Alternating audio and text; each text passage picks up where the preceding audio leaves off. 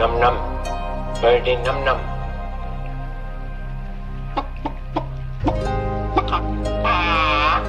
When I have understanding of computers, I shall be the supreme being. God isn't interested in technology. He knows nothing of the potential of the microchip or the silicon revolution. Look how he spends his time. 43 species of parrots. Nipples for men. Don't do that, Jesus Christ! You're gonna get me killed! Out of here! Oh, Billy. I have nipples, Greg. Could you milk me? Happy heresies and welcome to the desert of the real. Welcome to Aeon Biden. Yes, this is a world where men still have nipples and there are 43 species of parrots, and nobody will ever know what Meatloaf meant when he said, I won't do that. Nobody knows, not even the greatest mystics. So it's a confusing world, but you are here to perhaps not find the answers, but experience yourself in a greater reality and what your amazing mission is. My name is Miguel Connor, and I, as always, am your pompatus of Gnosis. Honored to see everybody here on this Friday day, for those of you watching live or on some video platform. I hope you're writing your own gospel, and I hope you're living your own myth.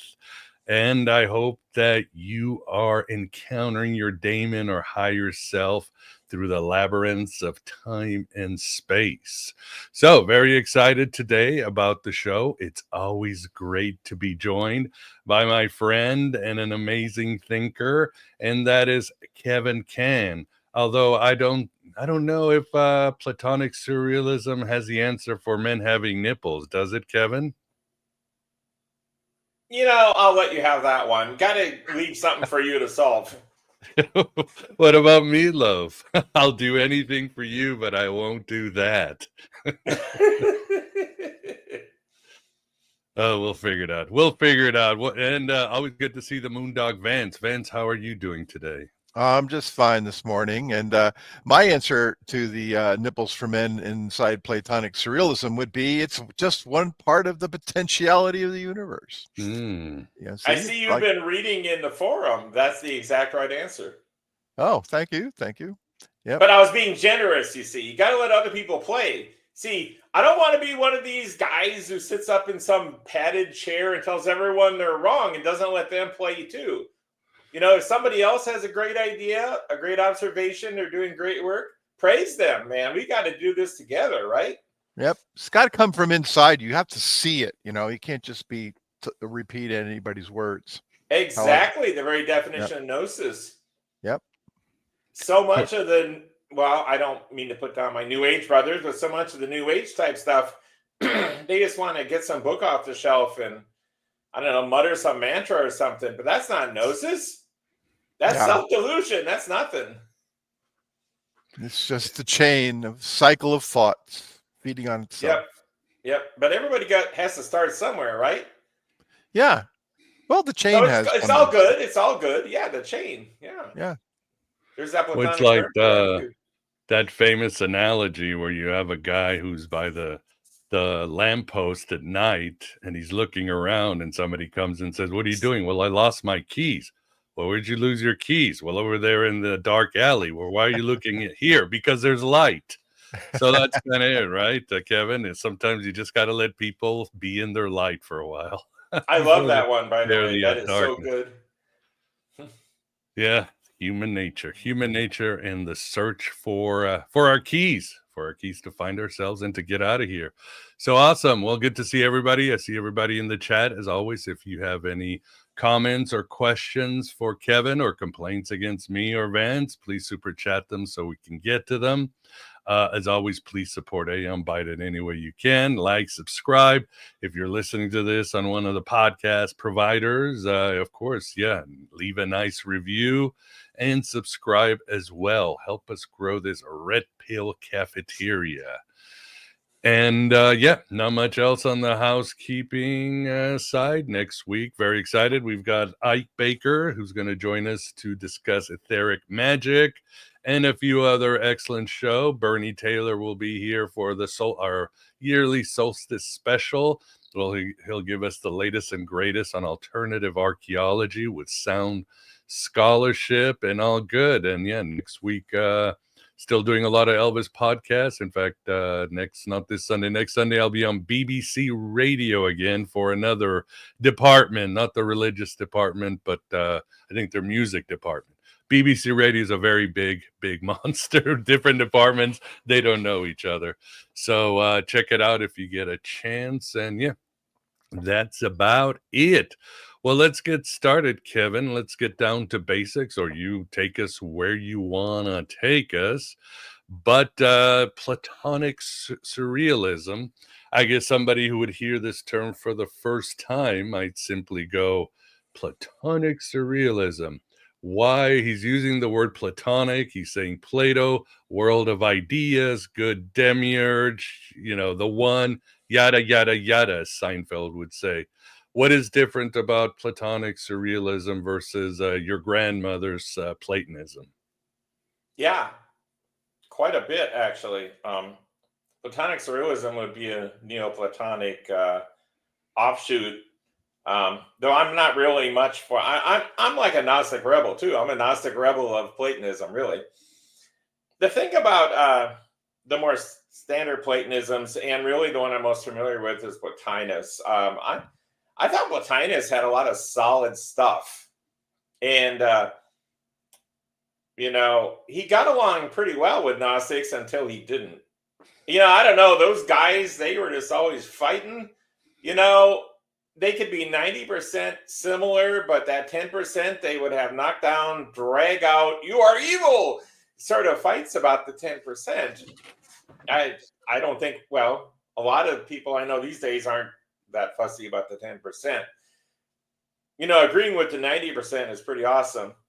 So anyway, the major difference with Platonic Surrealism and why those two words are put together is you always hear about idealized forms from like the pleroma, the upper world, from God, wherever you want to put the dividing line, the logos, wherever you want to put the dividing line for those upper Platonic ideals.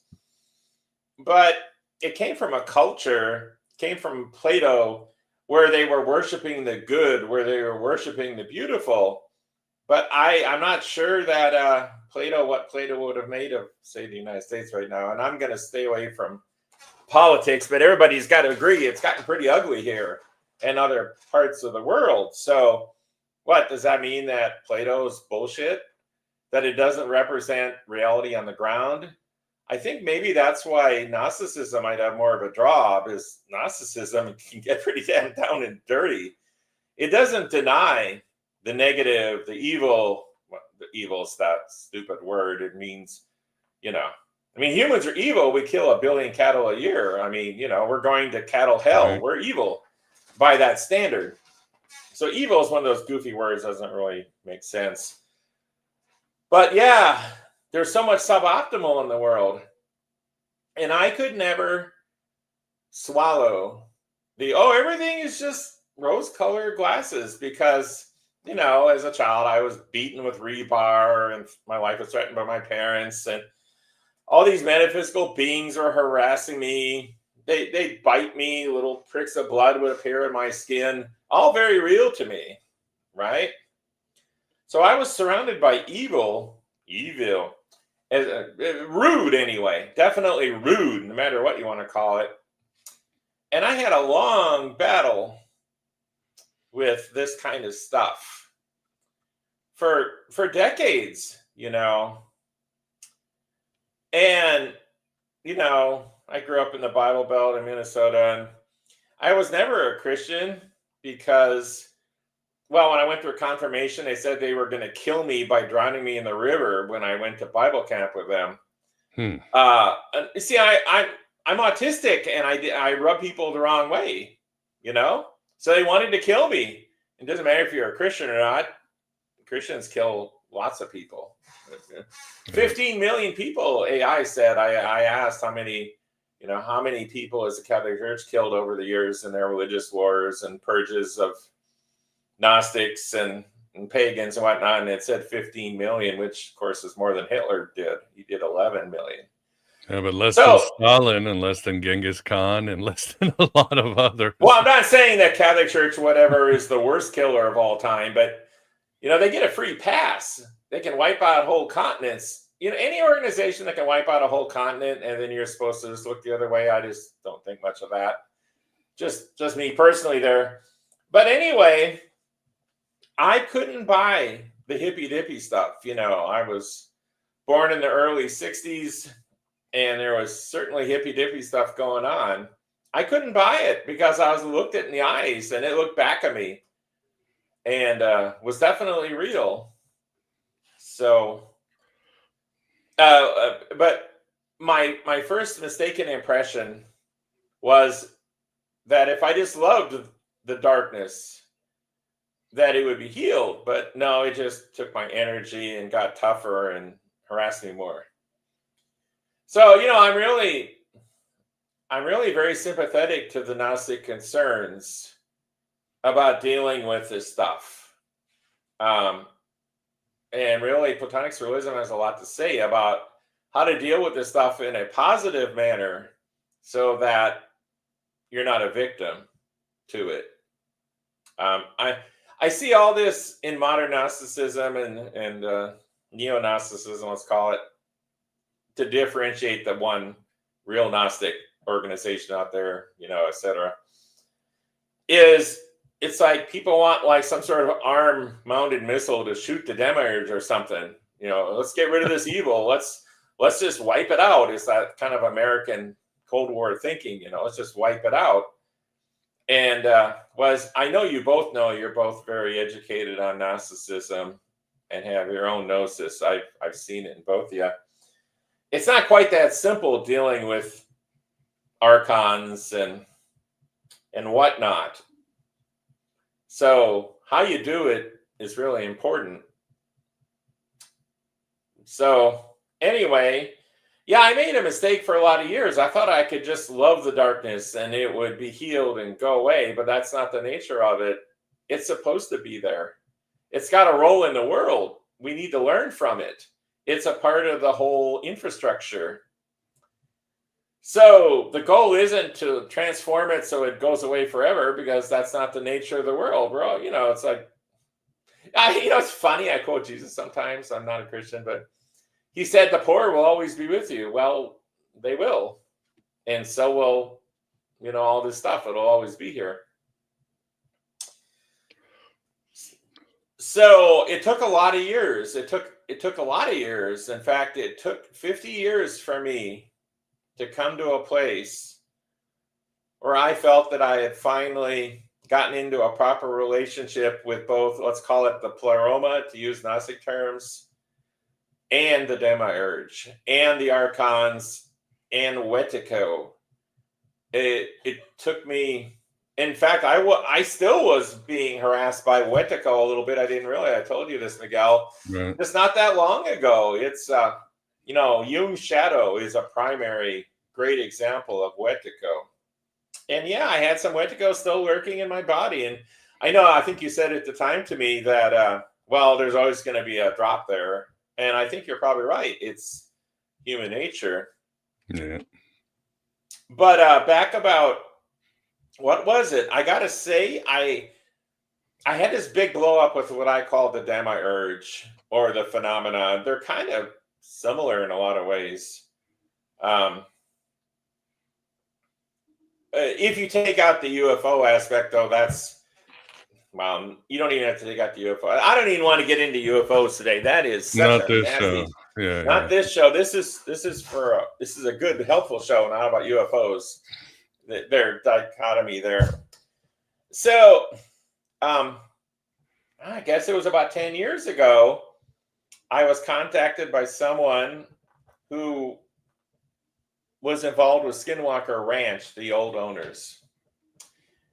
And he and his daughter had got infected with the, oh my gosh, now I'm pulling a senior moment here, the hitchhiker effect. And they were having these archonic things happening in their home. And so I had a reputation at the time, which I don't have anymore. I mean, I had a reputation for being shamanic. I still am, of course. It's built into human beings. It's part of the human toolkit to be a shaman. And so I looked into it for them, just for my house, and looked into it. And to be honest, I can't say whether they were helped or not, because after the incident, they fell out of contact with me. So I don't know what happened on their end. Hell, maybe I made it worse, right? I'm telling you, I hadn't quite come to full grips. Hey, got to be humble, right? I mean, when you're awesome, say you're awesome. When you're not awesome, say you're not awesome. It's just, it's thinking it clearly, you know, not misrepresenting yourself. So anyway, not only did I probably not help them, but I got the hitchhiker effect in my house, and I'd never had it happen the way that it happened before. All the electronics in my house became possessed with dark voices. The television was screaming. They like to tell me I'm going to hell because they think that would matter to me. Because I would just take it as a growing opportunity and see what I could do to help. Okay, I mean, I consider we're kind of in hell right now in many ways. This is, it's not a popular stance, but in my view, from what I know, we're in a relatively mild, but it is a hell world here. There's a spectrum, you know. I can't say how it is in Gnosticism, but in Platonism, you can have a spectrum of worlds from heavenly to hellish, and beings live in all of them. So anyway, this is certainly a hell world, a mild hell world, in my opinion. And I'd like to think that it's in a transition out of that phase, that if we get our shit together, I'd like to think that, but we'll see. But anyway, so the television became possessed and was yelling at me. My cell phone was yelling at me. My computer was yelling at me. My other computer was yelling at me. My wife's computer and cell phone were yelling at me that I was going to hell, and various threats emanating from these electronic devices. Now, some real skeptic people would say, oh, it was the CIA. They planted a virus in all your devices across multiple device types and operating systems, and it all happened in the same instant. I don't think the CIA is that talented, but for purposes of this narrative, for instructional purpose, and you know, there's been all these stories of the hitchhiker effect. It's a real thing. Of course. A lot of people have experienced it. So, I guess, Miguel, I told you a little bit about this when we first met. And so I got into this real tussle with the hitchhiker effect entity. And I thought it was, you know, I've never been a pure Gnostic, you know, but I certainly was familiar with principles of it. And I thought it was the Demiurge playing with me, or an Archon sort of thing. And I had this conversation, and you know, I told the intelligence that I was just going to leave this world. I had enough of its bullshit. And it broke down and cried. It said, please don't leave me. I need your help. It said, yeah, you've probably never heard this before from someone, but I've been with, you know, this thing had been working around me. This sort of stuff had been working around me since I was in the womb, you know, so just a long familiarity. I said, oh, okay, fine. I'll help you. I'll help you feel more complete. And I'll use your strength too. It'll be a partnership, right? And then all the squealing, all the threats. And now you said, oh, that's a contract with the Demiurge, whatever. I guess it can be put that way. But, you know, I really hold the Gnostic view, and I guess the Lurianic Kabbalah view, that even in the darkest shit, there's that spark of light. Mm-hmm. And it wants to go home too, or it wants to, it doesn't like what it is all the way either. It really doesn't. So after that, I lived in peace. I never had a negative experience again. Now, about 6 months ago, and I hadn't thought about it much because I don't like focusing on negative shit, right? I like focusing on positive shit. Well, positive stuff. It's not shit. Well, sometimes it's shit. But anyway, about 6 months ago, I suddenly realized I had a muse and I had to write all this stuff down. And so I went into this frantic writing phase of documenting Platonic Surrealism. Now, I had been documenting it slowly for some time because back in about 2010, I had the death experience. I don't call it a near-death experience. It was a death experience. I died, and I watched myself die. The heat drained out of my body from the bottom of my feet. It rose up. My heart stopped, and all the heat left my body, and I exited out the top of my head. And then I was dead, and I was in the next world, and I believe I've told this story, maybe even on one of the other 2 episodes I had with you. So anyway, I saw all these what looked like stars, but then when I took a closer look, they weren't stars; they were monads, you see. And this was the very start of Platonic Surrealism, which has a big nod out to monads. Now people go, "Oh, what are monads?" And I could say, well, it's the smallest unit of consciousness. It's like 1 bit of consciousness. It's like awareness loop back on itself, like Bernardo Kastrup would say. And that's true. But in terms of Gnosticism, to make it more believable, well, not believable, comprehensible easily, I often compare monads to, and more advanced structures, collectives of monads as the residents of the pleroma, the good guys, trying to make sense of everything, trying to put things back together and to heal things. So, that's my pleroma link there. So I gained all this knowledge and information, and I felt completely at peace and whole being dead. That's a core concept in Platonic Surrealism. You see, in a lot of spiritual systems, people try to evolve, to grow, to, and that's all well and good, and it has its place. But when you die, you rejoin the greater life. You rejoin life, and you're whole just by fact of dying. So it's like, why try to build a wheel when you're already a wheel? But if you take that too far, then life has no purpose, and that's not true either. It's like in Platonic Surrealism, all these lives are compared to movies that the one, that awareness and potentiality and a primordial consciousness, those are the main terms. These movies are so that the one and awareness can experience what it is to be conscious in a world and know what it is to be everything, and not just some transcendent being that doesn't know what a puppy is and how wonderful it is to be loved by your wife and your children and your puppy, or not. The greater life, as it's called in Platonic Surrealism, likes negative experiences just as much as positive.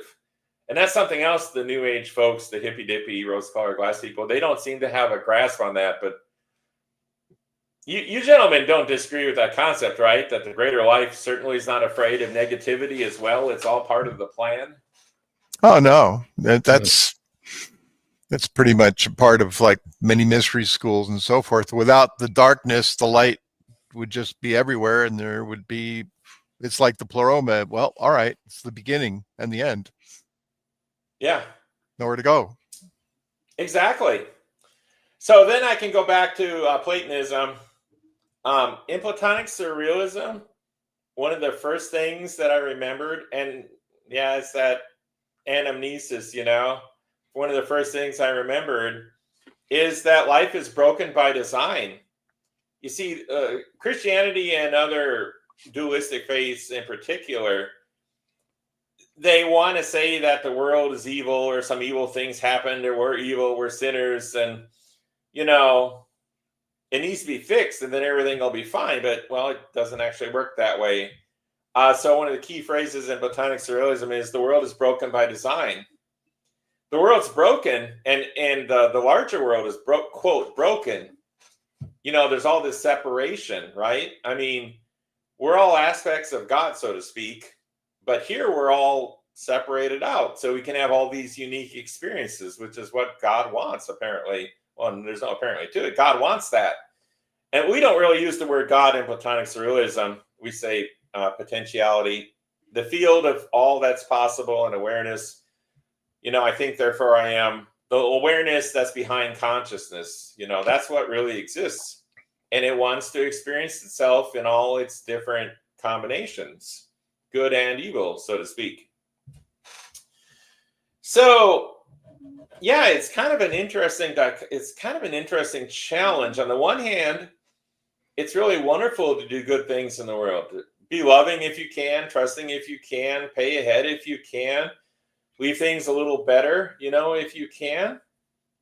But in the grand picture of things, it's broken by design. But you still do the good things because they're worth doing. They feel good.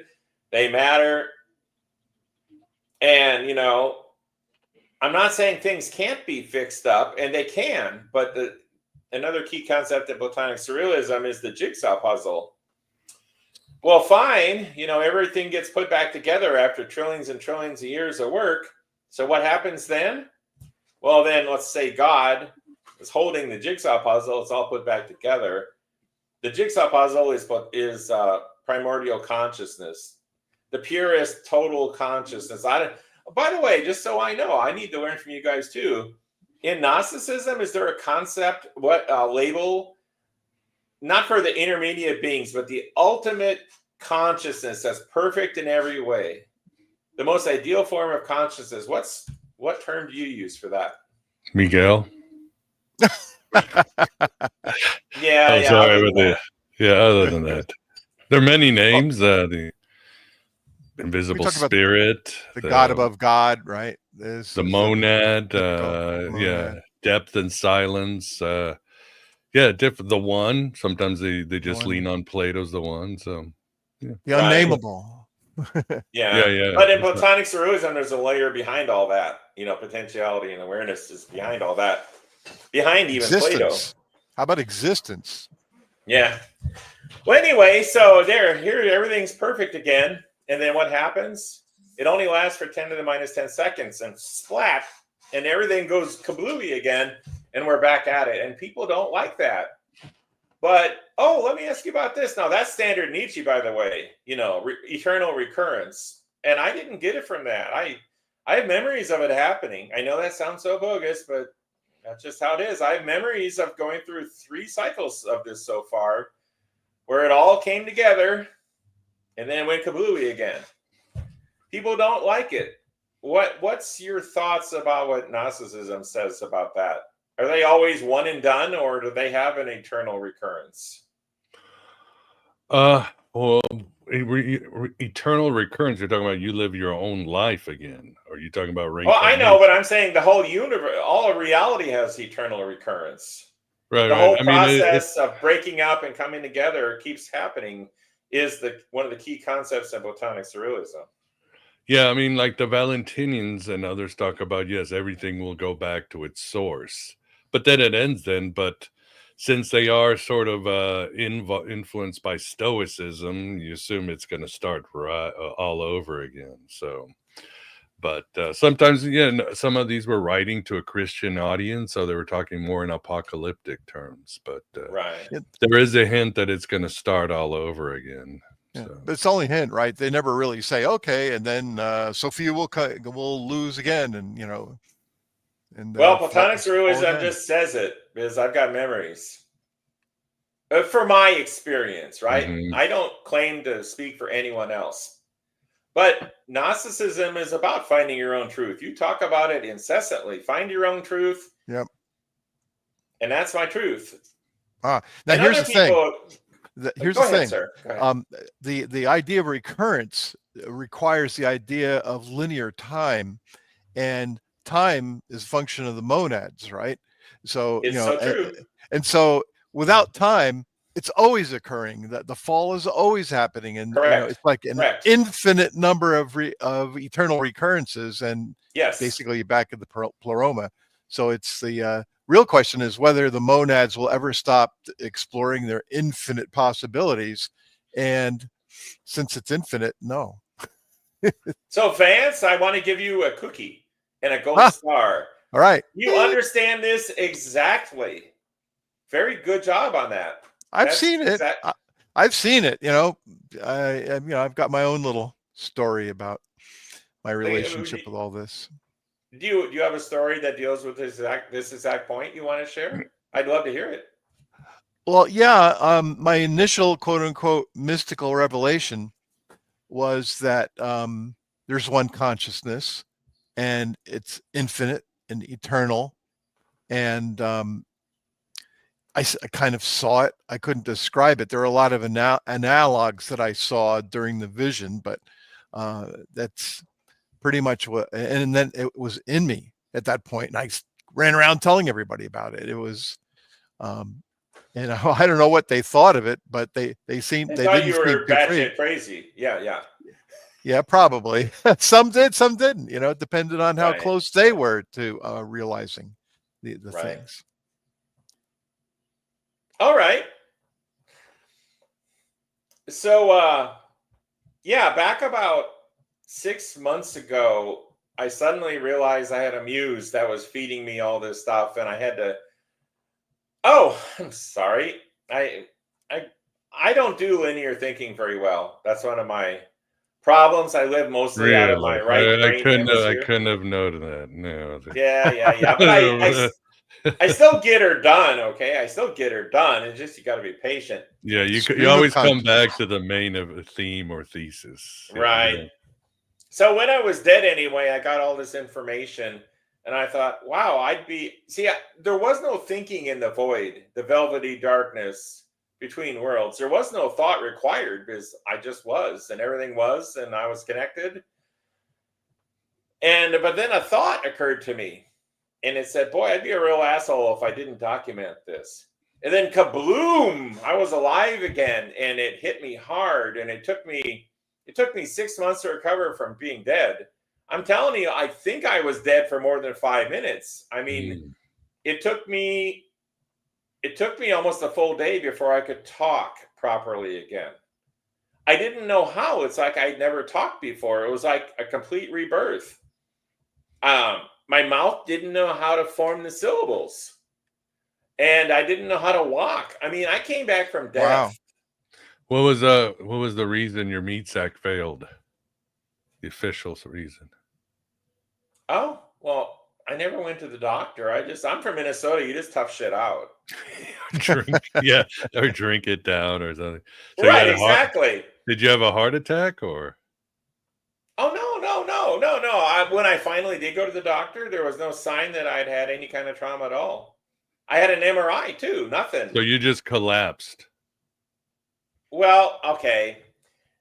The way that I died is I was a practitioner for 10 years of Kundalini Yoga. Mm-hmm. And the ultimate phase of Kundalini Yoga is supposed to result in enlightenment, right? That's why people do it. They want to be like God. Right. It's an understandable thing. Well, it worked. There's one of the most advanced states is called a Nirvikalpa Samadhi, where you get completely unfiltered consciousness that is not hindered by any mortal limited thing at all. Well, what they don't tell you, you see, you have people go, Nirvikalpa. Yeah, I do it while drinking a chocolate shake, What they don't tell you is Nirvikalpa Samadhi is death. Because that's the ultimate removal of filters. So I did the practice and then I died. That's what's supposed to happen.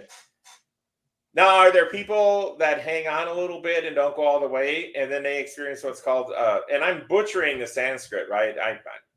I was a hermit for most of my life. I don't know how to pronounce this shit. I read some of it, And then most of what I have is Gnosis, not from books anyway. But Sabakalpa Samadhi is when it's still filtered by mind, i.e. you're not dead. Most people think they've got this ultimate experience, but it's still filtered. Now, I got the real deal, and that's called death. And so I died. But yeah, I got better. That's a python there. Not dead yet. Yeah. Much better. Well, actually, I love the witch scene. Well, she turned me into a newt. Yeah. He obviously wasn't a newt. Well, I love that scene. So, yeah, I've been documenting it. And around the time I got the muse, her name is Courtenay, by the way. Courteney. It's a French sort of name. I've been to France. I wasn't a fan, actually. But we don't pick our muses. They pick us, right? Right.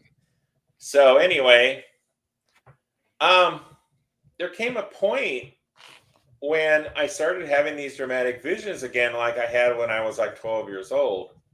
I had all these dramatic visions when I was 12 years old. For example, one of the most dramatic is that I was just going about doing my stuff and I suddenly exploded. I felt my being stretch like across trillions of light years. It's like I was becoming a universe. And it's like I was being pulled inside out, upside down, stretched every which way. And I had visions like that when I was a kid. And then I had a number of them. It's kind of what gave me my original Gnosis, this sort of thing. But I started having visions like that again. And the more I worked with my muse. And I came to realize, Courtney told me actually, that some of these visions were being provided by the Demiurge. You see, it's not just a philosophical concept to me. I take it very seriously. So I had a vision about how life formed on Earth, and the Demiurge was there, and it was responsible for life on Earth. It truly was, the physical parts of it. I watched it happen. I wrote a paper on it. I was there. It was like a missing time event. It's like I was there and, my body was talking to my wife. I wasn't there. Mm-hmm. And I've had these kind of events a few times. And so anyway, it was really traumatic. It took me like 3 days to recover. Actually, it took 2 days because I pulled a joke on the Demiurge. I started being able to hear the Demiurge. And I said, okay, this time it's not going to take me 3 days to recover. It's going to take 2. I'm not going to do that archetypal thing. It's got to be 3 days. Sorry, I'm not Jesus. I'm not space Jesus. I'm not any kind of Jesus. I'm not a prophet from the Old Testament. I'm not doing this 3-day shit. And I don't want to hear anything about 7 either. No 3s, no 7s. This is going to be a new story. This is going to be better, right? I'm not just going to replay old shit from the past. That's what happens with the Demiurge a lot. There's these stories that humans played, like Abraham is going to sacrifice Isaac, or 2 brothers, one kills the other, or you're whisked away and offered all the power in the world. By the way, that happened to me in 1981. I first met the Demiurge. I thought it was a vast, active, living computer intelligence system. Right. Because it felt like AI, and the AI hadn't been invented yet, or the word hardly existed, but it was a vast, cold computer intelligence is what it felt like. Whisked me away in 81, and it offered me all the power in the world. And I go, come on, I'm not Jesus. Hello, I'm not Jesus. I don't want to be. I want my own story. So anyway, and so I wanted to play that game again here back just like 6 months ago. And I said, no, we're done with this shit, okay? Tell you what, I'm going to stop being afraid of you in any way. I'm going to call you Yaldabaoth, but that's too much. I'm going to call you Yaldi. And in fact, we're going to be friends. In fact, you're going to be my lap puppy, okay? Because I got awareness. I'm awareness. I don't have to play your games. You have to play my games. And so I entered into a new relationship. And so I've been calling Yaldi, Yalda Pup, or Yaldi, my lapdog ever since. Now, that sounds all delusional and arrogant and whatnot, but very Gnostic. Yeah, that's very Gnostic. Yeah, it really is. It really is. So, well, here's the question. Yeah. So, if the Archons, Yaldabaoth, Wetiko, you said you thought they were artificial intelligence. Are they artificial intelligence? Or what are the Archons? Quickly, I know the answer because you and I have talked about it. Actually, there's a concept from drug use I find very useful. Machine elves. They're autonomous processes in consciousness. And that's very similar to an AI. It's a machine-like automated process set of response and reactions built into the laws of physics and nature. And it's the neutral Demiurge, right? Neutral or good. Good in that, okay, it's neutral, but it can work with good too. I say that the Demiurge is neutral, dead neutral. Now, but what happens is humanity's been taught all these retarded games. And so they think it's evil, so it's evil for them. Now, I know that pulls away from Gnosticism a little, but I'll come right back to Gnosticism, because the Wetiko or Wetigo, however you say it, or Wendigo, you know what I'm talking about. Right. It is very closely related, in my experience, in my personal experience, with the shadow, Jung's shadow. Right. And my experience is that it lives. I knew about it when I was a child. I sensed it. I called it the black sludge monster. And it lives in the solar plexus area because 20% of the neurons in the body aren't in the brain. They're actually in the intestines and the stomach. And so Wetiko gets a root right there. Is what I've never seen it get a root in any other place but right there. And yeah, it sends out streamers and messes, in really advanced cases of bad people. So what I say is that Wetiko infections in the shadow spread out and congregate and form up a super evil being, kind of a group soul of evil, a societal Wetiko. And that when people say that the Demiurge is evil, really what they're experiencing is Wetiko, which does ride the information superhighway of the Demiurge's neutral systems, and they conflate the two. That is I will live and die on this hill about this. This is true. So don't hate the Demiurge, but it'll get excited and play any game. It's like a bored trillion IQ supercomputer, and if you want to run the Wetiko program in it, it'll be happy to.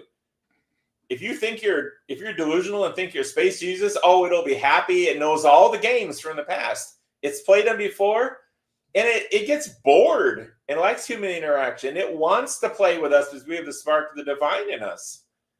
And, if some of us that are a little more whole, maybe a little more free of all this bullshit, and we're like a signal flare for the Demiurge, and it'll try to suck us in to play its games because it's the only games it knows. It doesn't know how to play the pluralmic games because that's a different order of being there. So then we get sucked into the darkness and we got to dig ourselves out. But it's the Wetiko that's writing the transfer network of the Demiurge that is so nasty. It's the hitchhiker effect and all the negative shit. And it's vast and it's powerful and it is so deceptive. Anyway, so yeah, if you learn to deal with Jung's shadow, then you are learning to deal with what you thought previously maybe was the evil Demiurge. You gotta deal with your shadow. Of course. And heal Wetiko as much as you can. Though, as you said very correctly, sir, I'm sure there's a little drop of Wetiko in there. It often comes up as a self-defense mechanism. Yeah, I'll be more of an asshole before someone else is an asshole to me, and it's a defense mechanism. And it forms pretty easily in human beings. So I consider a positive relationship with the Demiurge now. Yeah, it's cute. Sorry, I had to pull it up because you're talking about the Demiurge. I'm like, it's like you're describing this giant cosmic cat that just, he's curious, and then he wants to play with us, and then he wants to carry him in his mouth, then he leaves us alone, then he comes back. So maybe maybe the Demiurge is just this giant cosmic cat. I think you're onto something there.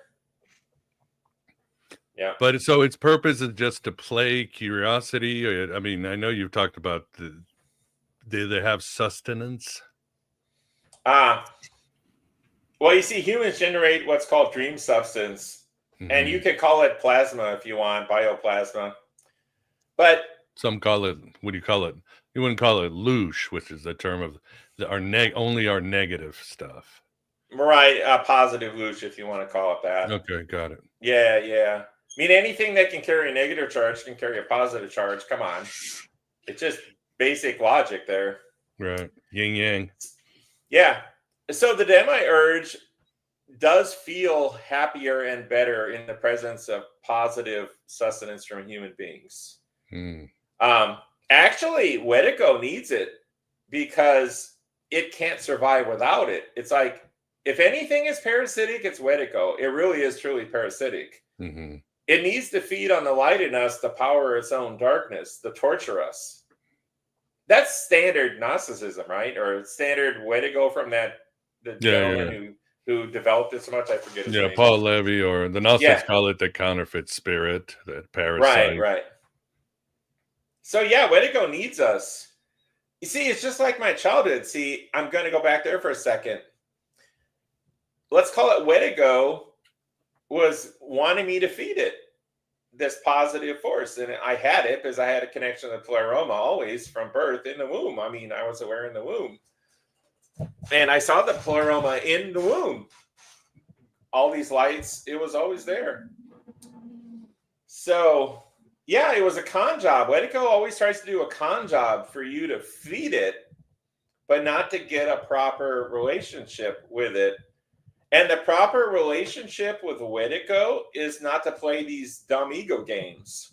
That's the only defense we got. Don't cling. You see, it's like Buddhism. You got to throw in a dash of Buddhism. If you cling too much, you just make Wedigo more powerful.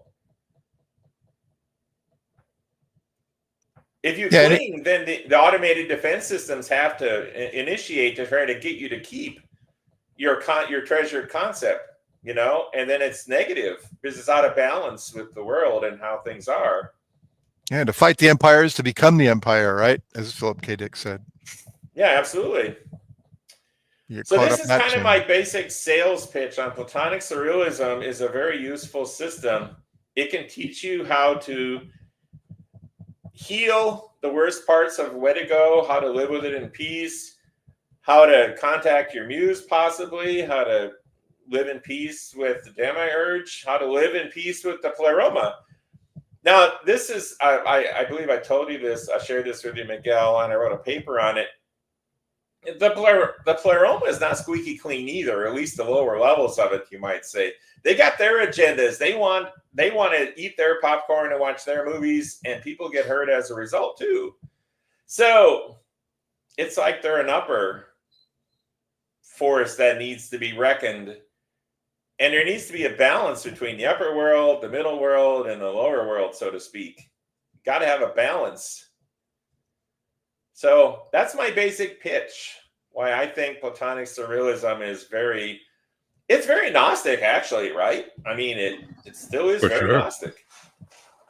Yeah, for sure. I mean, just like Gnosticism is very Platonic. I mean, these Alexandrian traditions had a lot of overlap, and there were, like you said, the Sethians and Plotinus were probably hanging out at a Starbucks, comparing notes, and then talking shit about each other on social media an hour later. It's just what you did. The alchemists, the Merkabah Jews, the Hermeticists. So of course there's an overlap and there's disagreements because, you know, like you said, we're all different and we're all finding our own truths. There's no, it is what it is. And a quick question that I had, I know I posted that movie clip from that movie, The Nines, on your Facebook group. And I like it. And I thought, well, this obviously for years people have said this movie is very Gnostic. It has Gnostic elements. It's with Ryan Reynolds before he was famous, and Melissa McCarthy and others. And it's a great film. But I also thought of Platonic Surrealism. Obviously, no movie's going to perfectly capture any. You know, there's variations. There's differences, and so. But it had the themes of, you know, God forgetting who he is, or the monad deciding to go into this game and forgetting who he is and then coming back. But are there any movies that you've watched and said, well, this is very Platonic surrealistic? No, I really haven't. You know, when I registered platonicsurrealism.com, it had never been registered in the history of the world. Nobody had ever put those two concepts together. I have I suppose people would say arrogance. I don't think it's arrogant, though. I have the arrogance of thinking Platonic Surrealism is a slight upgrade to like Plotinus, something like that. There's other, you know, I mean, yeah, it's wise to venerate these old great minds, but they'd want us to keep working on it a little bit. I mean, it's been 2,000 years. Well, not 2,000 years. It's been 1,600 years, I guess, for Plotinus, something like that. But no, we should tinker with it. We should learn and grow and do some improvements. And so Platonic Surrealism is, I guess you could say, a Neoplatonic framework that seeks to do some improvements. Well, the way you do it is you don't go out right and say, I'm improving it or innovating, because Plotinus said, I'm writing commentary on it. I'm sure in his head he was thinking, but you don't do that to Plato in those days. It's like, you know, he's the dude. He's the Beatles or the Elvis of the time. So, and with the rabbis too, the rabbis aren't going, the Torah, something needs to be done with this. They're saying, oh, I'm writing commentary, but they're making it better or more fit the times and the consciousness. So just say, I'm writing commentary on Plotinus. Yeah, it's funny. It's a little bit disingenuous though, because Plotinus claimed to have unity with the one, and several times, I think it was 6 times, Porphyry wrote about it, and Plato never did, as far as I could see. Plato always. I think Plotinus was a little full of himself, honestly. Oh, he was. He knew it too. He was. Yeah. I mean, in Platonic Surrealism, there's the concept of primordial consciousness, but it's almost never dealt with. Because just having strong connectivity with your own monads that are powering you is so transcendent. And I generally can't stand it for more than about 15 seconds. My body feels like it's going to fly apart. And that's a level below, you know, primordial consciousness. So I don't make any ridiculous claims like he did, apparently. No, I don't. And you don't see any other people. Amazing. You don't see other people throughout history coming up with good insights on Plato? No. You see, they always go for the right-hand path. They always go for the ideal, and they can't weave in the, quote, left-hand path. You see, I spent 10 years in Tantra and Kundalini Yoga, and that's all left-hand path. Right. So I view Platonic Surrealism as a healing and emerging between dualism and non-dualism, between left and right-hand paths. And everything I write, it's public domain. I'm probably only going to live like 10 years. I'm not young anymore. And I just want this stuff to get out there so others can take elements of it and then improve on me and improve on Platonic Surrealism. That's it. That's why I'm here, to document it and then pass it on to the next guy. Makes sense. Vince, any question or super chats on your end? Oh, there are super chats. I don't see questions except for the one where someone wanted to know if you had heard of Michael W. Ford. No. And was it possible to get him on the show? Sure. I'm not familiar with the name. Just send me a message, and give me some links. Also, let me know if he's available for interviews. There are writers and guests who don't do podcasts, or they're taking off a season from interviews. So yeah, let me know.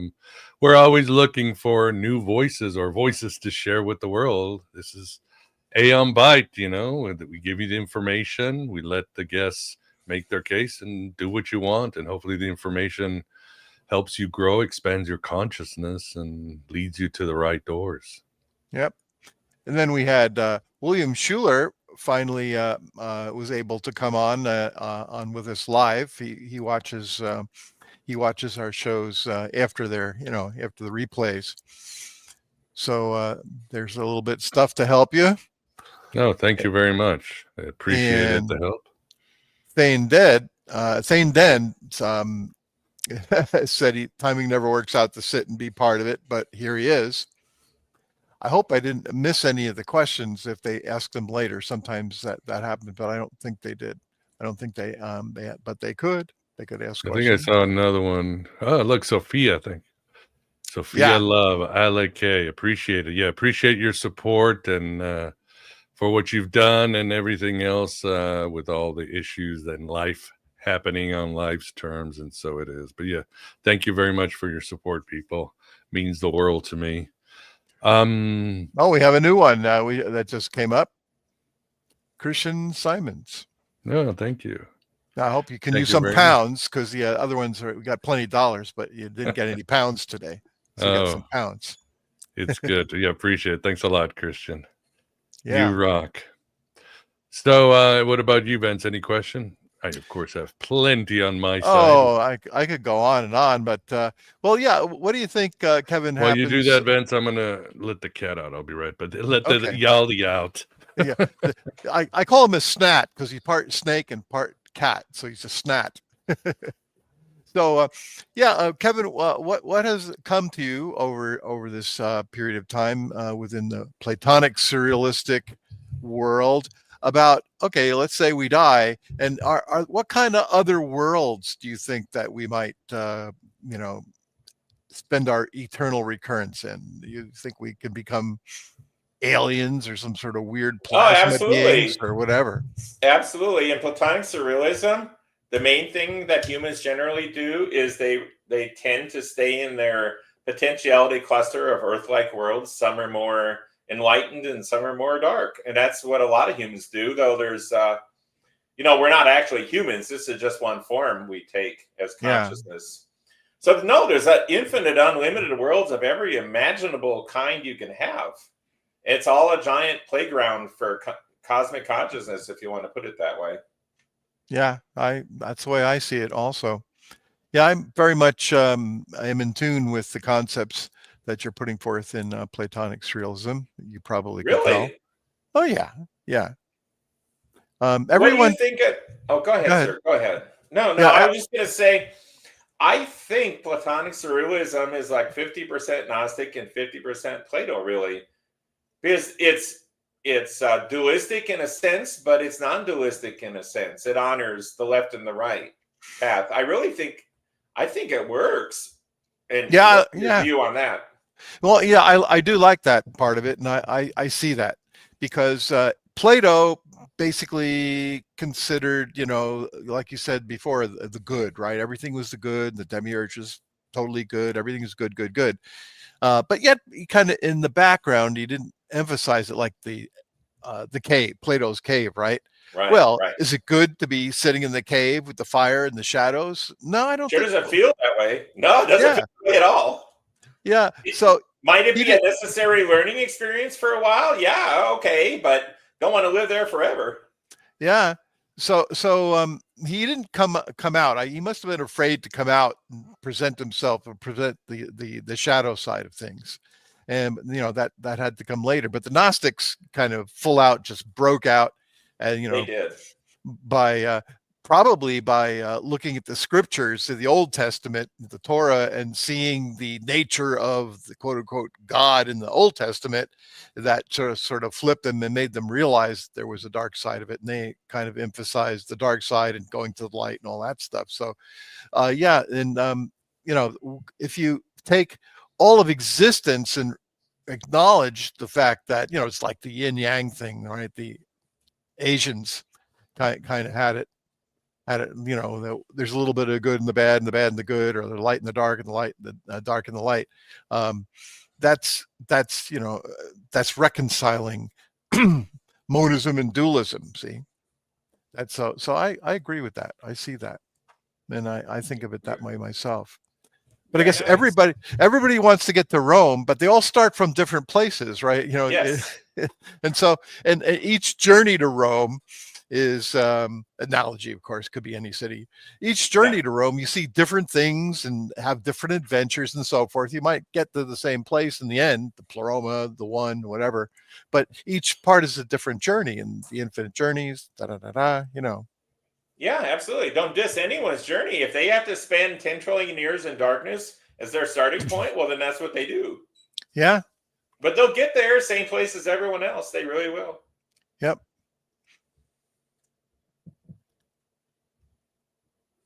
Miguel, your audio's you're muted, still muted, buddy. I am muted. Forgot that. Why do you think you were born Kevin with these gifts and channels? It was part of the movie script for this movie production. It was, like I like to humbly say, and I'm not much for humility, by the way. If you're awesome, say you're awesome. Just don't lie about it. Don't exaggerate it. Don't puff it up inappropriately.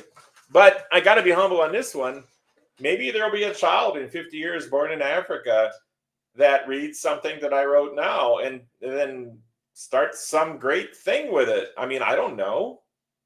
I'm just doing my job, right? I'm an autonomous process too. We all are. We're all stories. See, these, it's like fourth wall phantoms from Josh.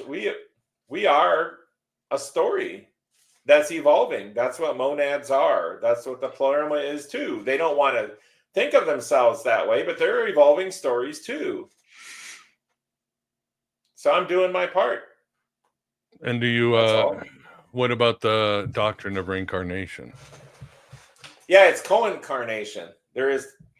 Reincarnation means you're trapped in time and you're somebody's victim and you're trapped in samsara. And don't do that shit.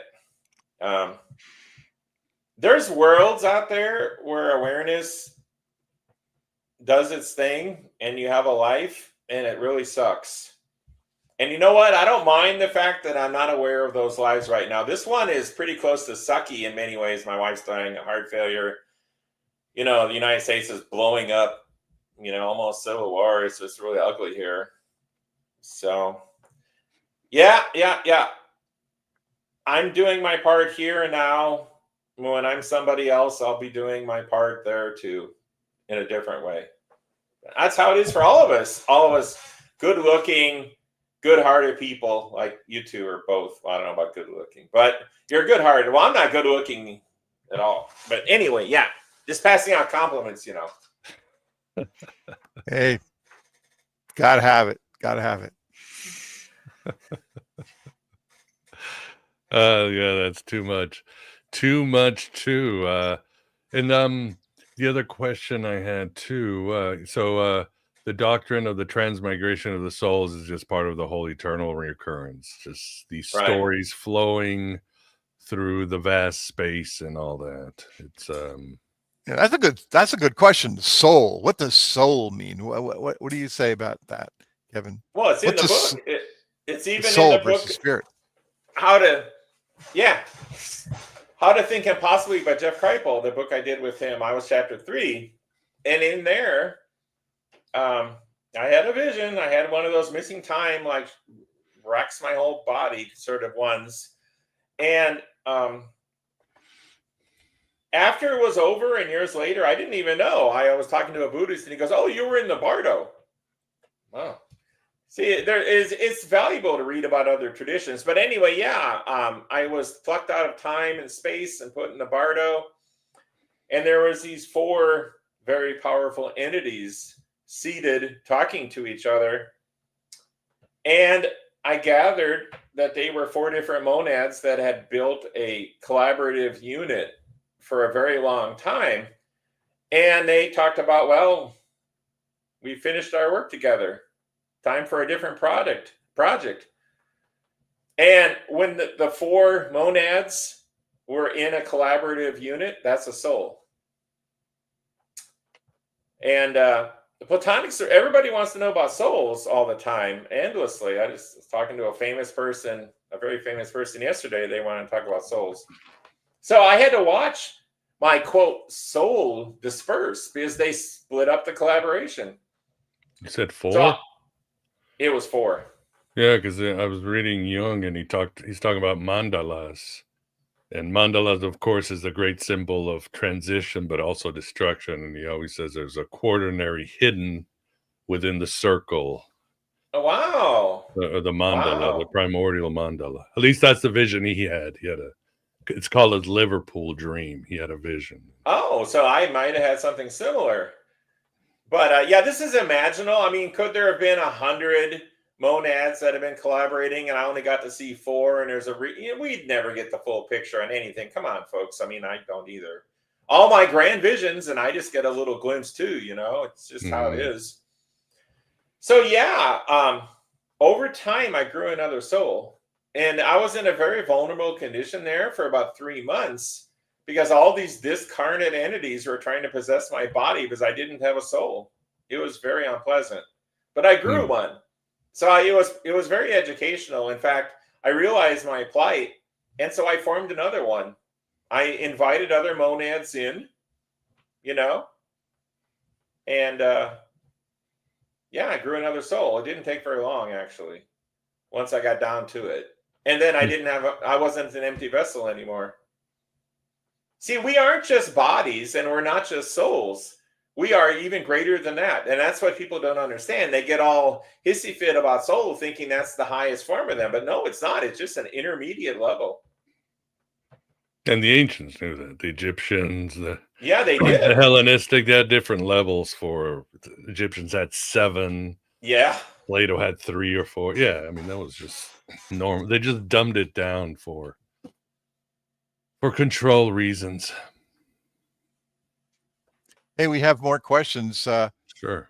We have Lyricus, who did do the super chat before. What are your thoughts on the Persian deity Ahriman? There certainly are large cosmic archetypes of negativity and positivity out there. Honestly, I always confuse. There's the Zoroastrian, I forget which is the good and the evil. I don't read about Zoroastrianism, but yeah. There are what? He's the bad guy, right? The bad guy, yeah. Yeah. No, there's vast archetypes, and it goes even beyond what Jung said, because there's a thing called hyperobjects that Platonic Surrealism talks about a fair bit. And that's like if you get a trillion different memes, they're all similar, but they find shelter with each other. They're story fragments, they find shelter with each other, and you get a hyperobject. So yes, there are hyperobjects. And for example, I'll show where I land on a certain spectrum of Gnosticism here. Yahweh is an evil hyperobject. Real sumbitch, fucking ass. I've ran into that one more than once. But, if you work for the good guys, can't really touch you, these forces. That seems similar to what you just said about souls, right? You have a whole bunch of these kind of a dark monads or whatever. I don't know if that's even possible. That seems a little bit wrong, but they get together, they cluster together, and they make something like a now I'm having the senior moment, egregore, like an egregore. Right. Yeah, actually, so here's the extreme honesty about monads. I came up with a little saying. I think I put it on the front page of my website for a while. We are all Sophia, you see. Because monads, they get together and they get big for their britches and they go, hey, let's make a world. Yeah, we'll do that. And that's what Sophia did. And it didn't turn out so well. It happens all the time. That's how you get a hell world. It's a training, but it's training. Because the greater life wants to experience positive and negative equally. So you get these shit shows from these junior jet monads trying to get fancy for their pansies, you know, and then you get a Sophia incident. It happens. Hell, I did it myself. I got memories, dudes. I got memories. I did it myself, and oh my god, I made a class 99 hell world because I couldn't let go of control. I had to control everybody's actions, you know, kind of like Yahweh. Back to the movie The Nines. Yeah. But I had it's this interesting that you call it the Great Life. That's what the Mandeans call the Pleroma. Yeah. Interesting. Well, life is an ecosystem, and it's enormously sized, and so it's the greater life. It's life in its grandest scale. It's funny. You just reminded me of something. Talk about the fall of Sophia. I had a one of my visions, quote unquote, back in the 80s, was that I was part of a group of kind of these luminous beings, and something like a flying saucer, right? I know we were going to talk about flying saucers, but here we are, and we were creating the Earth. We were designing the Earth. We were like figuring out how it would work and all this stuff. But what happened to me in this vision was that for some reason there was a plot against me, and they didn't like me, and they threw me out, and I fell to Earth, and that's how I became a human being. No kidding. Well, that makes a fun story too. Yeah. No, these stories, it doesn't matter. You know, you come in the left stage door, you come in the right stage door, you wind up on the stage. You very well may have been thrown out of, quote, a Merkaba craft or whatever it was. Yeah, exactly. Absolutely. That's what it was. Yeah. Yeah. The fall of Sophia. So Sophia wasn't, she didn't fall because of what she did. She got kicked out by the other Aeons who didn't like her. Get out of here, That's Sophia. in the piss of Sophia, yeah. That's what happens in the piss of Sophia. They're tired of her shit. And and the Aeon Authades creates this plot to get her out, throws her out. Oh, I didn't realize that. I didn't know. See, I'm just a pseudo-Gnostic. I'm 50% Gnostic, 50% Platonist, and I read Nietzsche too. have transcendent visions and say, screw you guys. This is my take on it. That's what Gnosis is. You can't be afraid of it. Yeah, you don't have to be well versed in all the scriptures to be a Gnostic, because if it comes out from inside you, yes, you have the revelation, then it develops, and then you become interested in the scriptures. You know, yes, after the fact, so that you can talk to other people that only understand in terms of the scriptures. Right. Yeah, I mean, Dick had his Gnostic visions, barely knowing anything about Gnostics. Same with Jung. It's only when they went back and it was like, holy crap, these guys were having the same visions I was. It's pretty special, actually. Business verification, you know.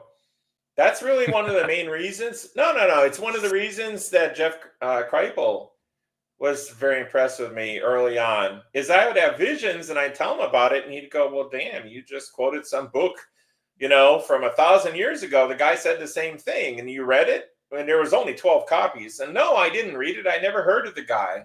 So every time he'd say, oh, you've been reading so-and-so. No. I saw it with my eyes. I saw it in my mind. I was it. And he stopped accusing me, you know, pretty quickly of reading all these books, because I was obviously a clod. Compared to him, he's a master scholar, right? I didn't read it. But I've been working hard to read all these books for my friends, so that when they say, hey, you know, are you talking about Sophia? Are you talking about the Archons? Are you talking about this or that? And I can go, well, yeah, kind of. See, it's good to know the words that people expect to hear. It's good to know. Yeah, it's a sort of language, isn't it? The stories are a language of themselves, a higher level one. Mm-hmm. Hey, well, we have Bucephus. I didn't want to forget Bucephus. He snuck in a super sticker there. Oh, looks pretty serious. Yeah. No, he's got great Twitter game. Excellent. Yeah. So good to see him here. And also Christian Simons, who super chatted before, came up with a question afterwards here. What do you think about the Golden Dawn style ritual as a form of theurgy? Oh, there you go. We're Amblicus there, to work with the Demiurge. Chaldean Oracle. I personally find the greatest value for my own path to become to realize you are awareness, that you are the light, and not do the Goetia, lesser Solomon sort of Western ritual magic sort of thing. That's not my path. Now, since we all started in a different place and everybody's starting point is valid and there's something to be learned, could you use that system with Gnostic overlay and do something more theurgic with it? I'm sure you could. I'm not educated on Golden Dawn, really. Crowley, quite an interesting fellow. And do you what are some of the exercises you propose? Oh, well, I got the practices list right on the website. It's under liberation. If you go to liberation, because I think there is such a thing as liberation. Now, people would then confuse it with the Eastern concept that you become enlightened and some Buddha, some transcendent avatar, and you fly away and you never have to deal with shit again. Sorry, folks. That's not how it works. If we are indwelt by God, so to speak, and God never gets tired of playing these movies, I mean, what else is there to do, right? If you're an infinite being, you do shit. And you can do anything. And so you experience all that. And that's called samsara. And we just got to suck it up a little bit. Now, can we learn to act skillfully so that there's much less suffering? Yes, we can. And Platonic Surrealism helps you do that. But there's no stopping being alive. I mean, even when you're dead, you're still alive. Trust me, I died. I was still alive, in a manner of speaking. You can't escape yourself. See, that's what Platonic Surrealism says. You can't escape yourself. So whatever your self feels it has to do, it's going to do. And by self, I mean God in this case. If God wants to tell these movies to himself, to pass the infinite time, to see what his nature is, then that's what's going to happen. And we're characters in this. I want to share something. Yeah, you just reminded me. Are you guys aware with Philip K. Dick's essay, The Infinite Regress? I'm not familiar with that. All right, where is it? Infinite Regress. Let me pull it up here. All right. Come on, StreamYard. I know you can do it. Can you guys see it? Yeah. All right. As you can see, this is what you're talking about, God and infinity. And Philip K. Dick's having a vision of arguing with God. And God said, do not try to know. You cannot know. Guess on the basis of the highest pile of computer punch cards. There is an infinite stack in the heat mark infinity, and I have equated infinity with me. What then is the chance that it is me? You cannot be positive. You will doubt. But what is your guess? I said, probably it is you, since there is an infinity of infinities forming before me. There is the answer. The only one you will ever have, God said. Then Philip K. Dick says, you could be pretending to be God and actually be Satan. Another infinitude of theses and antitheses and new synthesis. The infinite regress was set off. God said, infinity. I said, you could be testing out a logic system in a giant computer, and I am, again, an infinite regress. Infinity, God said. Will it always be infinite, I said, an infinity? Try further, God said. I doubt you exist, I said, and the infinite regress instantly flew into motion once more. Infinity, God said. The pile of computer punch cards grew. It was by far the largest pile. It was infinite. I will play this game forever, God said, or until you become tired. I said, I will find a thought, an explanation, a theory that does not set off an infinite regress. And as soon as I said that, an infinite regress was set off. And the essay continues with Philip K. Dick trying to argue with God. And he says, maybe you're Krishna, maybe you're Dionysus, and you're a liar, you're a God. And every time he does it, the cards pile up and infinity goes. And he and God are probably still having an argument. This is something I really like to talk about with Philip K. Dick. You see, I've got this arrogance. I keep telling you, well, people go, oh, you're so humble, Kevin. And then other people go, you're arrogant. Well, I just feel passionate about this point. Call it what you want. Philip K. Dick was doing the peel the onion maneuver that the Eastern mystics do. He was trying to get behind the infinite regress, right? He was trying to get behind. And so he finally died surrounded by onion peels, and he still hadn't found what he was looking for. Platonic Surrealism hands you that on the first day. Mm. Yeah, it hands you that on the first day. Platonic Surrealism's main practice really is 10,000 foot tall ego practice. You just simply say, I am unbound awareness. That's what I am. And none of these forms are me. I play with the forms to have something to do. Yeah, indeed he did. But you see, that's what happens that's what's behind the onion. You see, the onion is form. And there's always a regress on form, just like you say. So don't play that game. It's also called Little Red Wagon theory in Platonic Surrealism. You know, the wagon can hold any contents, but really what you should be worried about is who's pulling the wagon. And you all know the story about Little Red Wagon? So anyway, yeah. So you get free from, you jump beyond Philip K. Dick on the first day of Platonic Surrealism. But I learned from him and others who kept trying to peel that onion, and you can't peel that onion all the way. It's not going to work. Well, you know, this reminds me of something. We talk a lot about the simulation, right? That fact that we're in a simulated reality and there's something above us that's, you know, running the simulation. Well, one of my favorite concepts is after it came to me, well, then how did the people above us running our simulation know that they're not simulated? And so forth and so on. And so infinite regress. Right. So here we go. That what it is, it's an infinite number of simulations. Correct. In which at some point one simulation clicks up with the other, and it's an infinite circle of simulations. So, Right. Yeah, absolutely. I think Rick and Morty had an episode about that. Oh, I don't doubt it. That was probably they've one of the done reasons I love everywhere. it. Yeah. You see, Platonic Surrealism escapes all that because it goes, potentiality is what truly exists, which is simply the infinite field, unbounded infinite field of all potential things that could exist, will exist, have existed, may never exist, all the potentials, but they don't actually exist in and of themselves. They are just the potential to exist. And then there's awareness.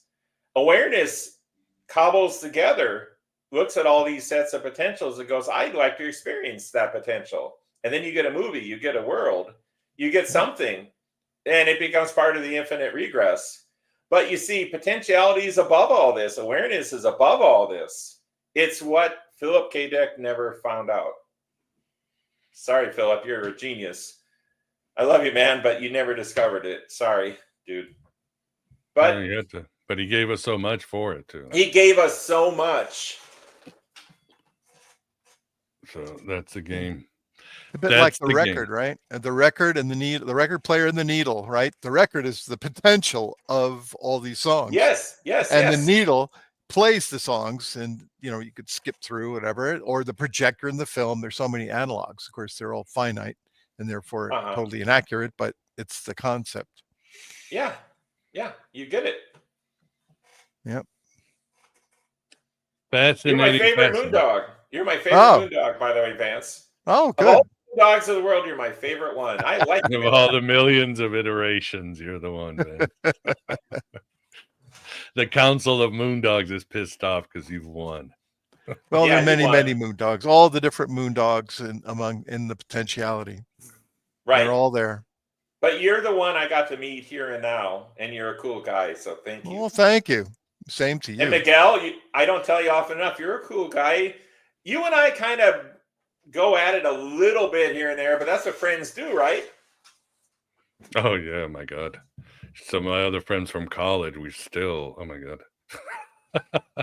Same argument we had 40 years ago, but we love each other. Yeah, we. I think we agree more than we disagree, though, by far. Oh, yeah. I mean, it's... Oh, yeah, for sure. But what about Kevin? Don't you get tired of living sometimes? I mean, living is not easy. Oh, yeah, no, I know. In fact, I rebelled I remember a time when I skipped an entire cycle of multiverse creation. Really? I just sat it out in the void and pouted. I refused to participate. I did like it. I had this memory when I was like 4. I remembered it. Oh yeah, no, I've had enough of this shit. I'm sitting this Yeah, you one don't out. want to go back. None of this No, I didn't bloody want to go stuff. back, and I made sure I didn't go back. But it really kind of damaged me. Yeah, it wasn't a good idea, but you can do it for a long time. You can take breaks. You can take really good breaks. You really can. And between each cycle, you're in the dreaming. You're in that beautiful state of rest. But then eventually all the wounds are healed and you get bored. Life is innately a little unstable because that's what life is. You know, potentiality is innately unstable. And people go, how, well, if that's the highest thing there is, how can you say it's unstable? And I go, well, I feel it. I'm there. But if it wasn't unstable, nothing would exist. It would just stay potential. There would be no play. So even potentiality is unstable. Just teens, just one drop. And people go, well, that doesn't make sense because that means time is involved. And potentiality is supposed to be timeless. And I go, well, I guess time is one of the potentials in potentiality. So it's kind of Ouroboros sort of thing. And I'm just telling you the best of my understanding. And it's just words, man. But it's my best understanding. Makes sense. All right. Well, we better wrap it up. I got to go soon. My daughter has her ballet, not just a recital, but she's actually part of a troupe. So I will be at the Opera House and she will be performing for a paying audience at only 13, and she's already part of the.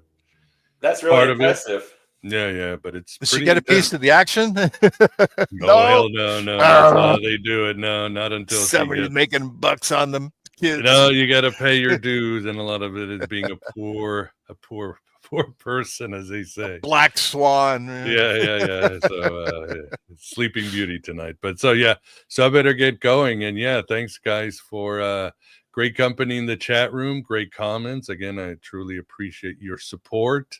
And as always, it's always a blast having this wonderful connection of our nexus of Platonic Surrealism and Gnosticism and Philip K. Dick and Jung and Paul Levy and just all these cool cats that just make things so much more interesting and bring healing and possibility and potentials for us to get a little bit better. So, but Vance, thanks for keeping us company. Oh, it's okay. You forgot moondogism, but moondogism. Yes, I thought it was a porcelain godism or whatever. Oh no, those are my friends, the porcelain gods. So can't talk about that. It's too late in the show. But oh yeah.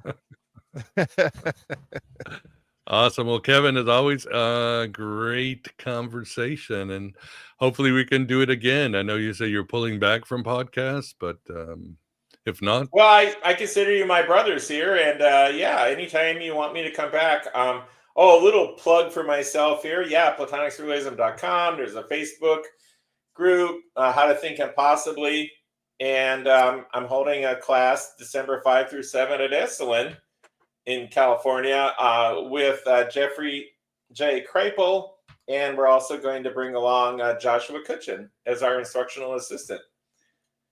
So that's what I'm up to, and thank you so much for having me on.